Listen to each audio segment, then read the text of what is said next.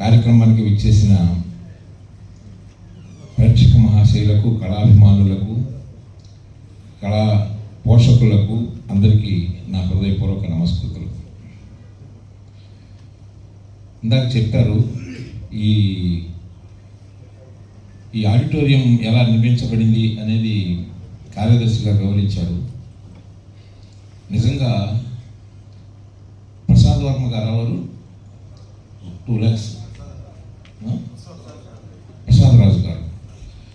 ప్రసాద్ రాజు గారు అంటే నితీష్ వర్మ గారి తండ్రి గారు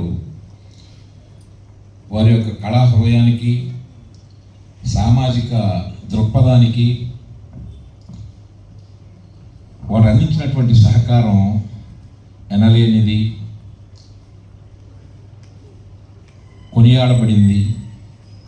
ఇంతటి చక్కటి వేదికను, హాల్ను ఏర్పాటు చేసి ఈ మధురానగర వాసులకు అన్ని విధాలైనటువంటి కార్యక్రమాలు జరుపుకోవడానికి అవకాశంగా ఉండే విధంగా దీన్ని తీర్చిదిద్దడంలో వారు చేసిన సహాయ సహకారాలు మరువరానివి. ఇక ప్రస్తుతం నాటక రంగం విషయం మీకు తెలియదు కాదు. అప్పారావు గారికి స్వాగతం. దంపతులతో వచ్చారు, కూర్చోండి సార్. అప్పారావు గారు,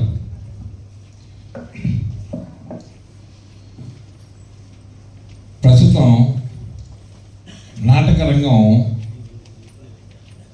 కుంటి నడక వయసు అయిపోయి కార్యక్రమాల్లో చేయలేనటువంటి పరిస్థితులకు వెళ్ళిపోతున్నటువంటి తరుణంలో లక్ష్మీనారాయణ లాంటి వారు ఉత్సాహంతో ఇలాంటి కార్యక్రమాలు నిర్వహించి ఈ నాటక రంగాన్ని నిలబెట్టడం అనేది ముదావహం.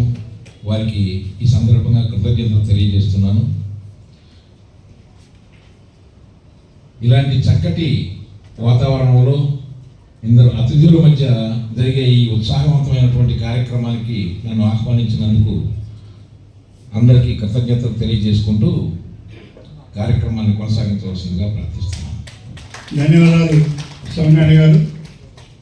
మరి ఇంత హాలు దాదాపు 40,000 50,000 రెంట్ తీసుకునేటటువంటి ఈ హాల్ మాకు ఈ నాటకోత్సవాలకి ఉచితంగా అందించినందుకు మరొకసారి సంక్షేమ సమితి వారికి హృదయపూర్వక ధన్యవాదాలు తెలియజేసుకుంటూ సంక్షేమ సమితి ఉపాధ్యక్షులు శ్రీ గంగిరెడ్డి గారిని మాట్లాడుతూనే మనం చేస్తాం.